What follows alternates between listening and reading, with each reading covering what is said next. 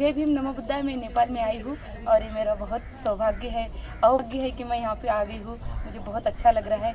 ये हमारे पूज्य भंते जी है विवेकानंद, ये यहाँ पे मुझे मिले हैं, बड़ा अच्छा लगा है। मन को एकदम सुकून लगा है कि मतलब मैं किसको मिली हूँ करके। तो यहाँ का थोड़ा सा जो भी है मैं भंते जी से जानना चाहती हूँ। तो भंते जी थोड़ा सा मार्गदर्शन कर दीजिए मुझे।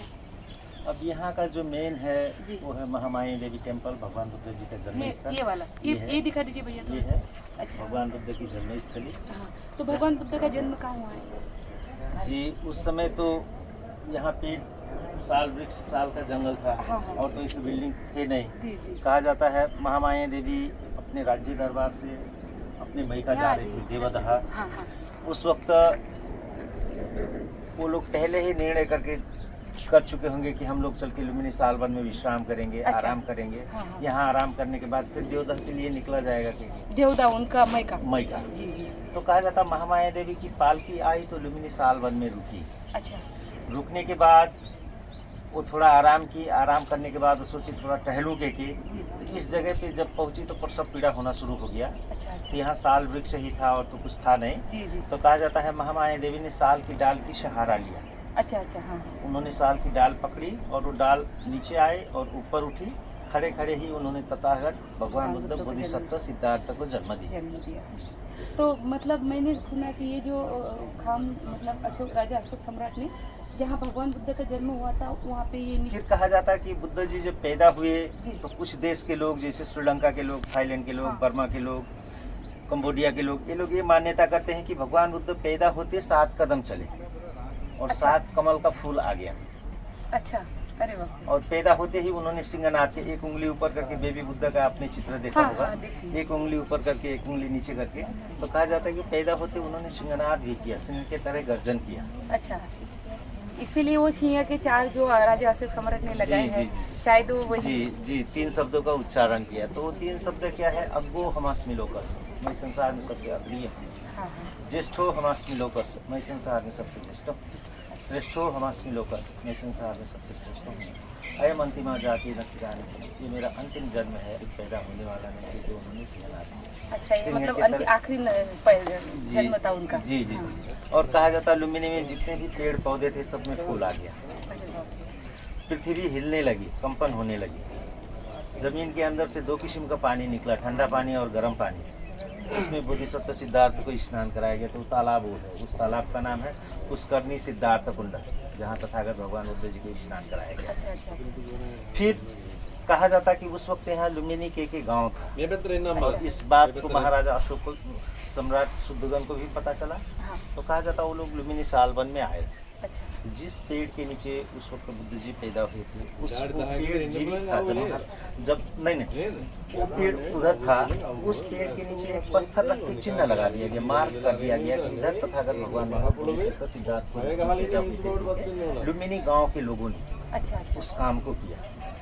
फिर महाराजा शुद्धोधन यहाँ गाजा बाजा के साथ फिर वापस कपिलवस्तु को चले गए। अच्छा। फिर भगवान बुद्ध 29 साल राज दरबार में रहे। उन्होंने गृह त्याग किया, बुद्ध हुए, फिर लुम्बिनी आया। ईशा के वर्णन है। लेकिन भगवान बुद्ध जी के पैदा होने के 300 साल बाद जब महाराजा अशोक आए, हाँ। तो उन्होंने इस जगह पे जिस पेड़ के नीचे वो पैदा हुए थे वो पेड़ उन्होंने देखा, वो पेड़ जीवित था जब महाराजा अशोक आए। अच्छा। और उन्होंने उस पत्थर को देखा जहाँ चिन्ह लगाया हुआ था। अच्छा। तो उनके साथ में उनके गुरु थे उपगुप्त किस्सा, अरहंत थे। अच्छा। तो कहा जाता महाराजा अशोक ने उस साल वृक्ष का पूजा वंदना किया जाता है कि महाराजा अशोक के साथ उनके गुरु उपगुप्त किस्सा आए थे। तो उन्होंने महाराजा अशोक को बताया कि यही पेड़ है। अच्छा। इस पेड़ के नीचे बुद्ध जी पैदा हुआ। अच्छा। तो महाराजा अशोक ने उस पेड़ का पूजा वंदना किया। अच्छा। उस पत्थर का पूजा वंदना किया और महामाया देवी मंदिर का निर्माण करवाया। अच्छा। और वेदी बना के उन्होंने उस पत्थर को रख दिया। अच्छा। कुछ बुद्ध विहार बनवाए, कुछ स्तूप बनवाए और पिलर उन्होंने लगा दिया। हाँ, ये राजा अशोक ने लगा दिया। तो ये अंदर का जो देखी हूँ मैं, मतलब पूरा ऐसा पत्थर का ऐसी खुदाई के समान है। जी। तो ये क्या तब का है? जी, ये महाराजा अशोक का बनाया हुआ बुद्ध विहार है। अच्छा। जी। 2000 साल पहले, जो 2300 साल पहले। अच्छा। सिर्फ वो जो पत्थर आप अंदर देखी है वही भगवान बुद्ध से संबंधित है। भगवान बुद्ध के टाइम का है। अच्छा। 2600-2700 साल। वो जो एक बच्चे का है, नहीं, उधर एक चित्र दिखाया गया है, हाँ। उसमें महामाया देवी का चित्र दिखाया गया है। हाँ। उसमें 5 चित्र है। अच्छा। ऐसे जो हाथ की हुई है वो भगवान बुद्ध की माता जी है महामाया देवी। अच्छा उनके साइड में उनकी बहन है महाप्रजापति गौतम, अच्छा। और छोटा सा सिद्धार्थ की मूर्ति है। हाँ हाँ महाब्रह्म और शक्रराज इंद्र कहा जाता है कि जब वो पैदा हुए हाँ। उस वक्त देवताओं ने फूल का वर्षा किया, उन्होंने सिंहनाद किया, पृथ्वी कंपन होने लगी, पानी आया। अच्छा अच्छा। तो उस वक्त भगवान बुद्ध के स्वागत के लिए देवता लोग खुद लुम्बिनी सालवन में आए थे। तो 5 चित्र उसमें दिखाया गया। हाँ वही तो वो देखी हाँ, मैं कि वही वो। मेन महामाया देवी मंदिर का मेन मूर्ति है। अच्छा अच्छा। तो ये मतलब पहले उत्खनन करके निकाला है क्या? नहीं, वो मूर्ति पहले ही माया देवी मंदिर में लगी। थी इस और तरह। वो जो नीचे का वो मतलब ऐसा पूरा हाँ खुदाई वो, की हाँ वो सामान बाद में खन के निकाला गया है। अच्छा। मार्कर स्टोन भी आपका 1996 में मिला है। अच्छा। वो तो अभी बहुत जल्दी। मतलब ये भूमि जो है ये बहुत पवित्र भूमि है। ये भूमि बहुत पवित्र भूमि है, क्योंकि यहाँ पे 4 बुद्धों का जन्म हुआ है। अच्छा 4। हाँ, शाक्य मुनि गौतम बुद्ध ब्रह्मिणी में पैदा हुए। अच्छा उसी तरीके से क्रकुछंद और कोनागमन बुद्ध कपिलवस्तु में पैदा हुए। अच्छा वहाँ भी महाराजा अशोक ने अशोक स्तंभ लगा दिया है, जैसे यहाँ प्रूफ किया है वैसे वहाँ भी प्रूफ किया अच्छा, है। अच्छा। और काश्यप बुद्ध का जन्म स्थल का भी पता चल गया है, वो भी लुम्बिनी क्षेत्र और कपिलवस्तु क्षेत्र में ही। अच्छा अच्छा अच्छा। ये बहुत अवभाग्य है मेरा कि मैं पहली बार आई हूँ नेपाल में। और खास बात तो ये मतलब काशी वस्त्र मैंने परिधान किया और ऐसे इसमें आई हूँ, तो ये दे दीजिए मुझे। ऐसे इसमें आई हूँ तो ये बहुत ही अच्छा लग रहा है मुझे। तो ये थे हमारे नेपाल के भंती जी, अब यहीं पे रहते हैं।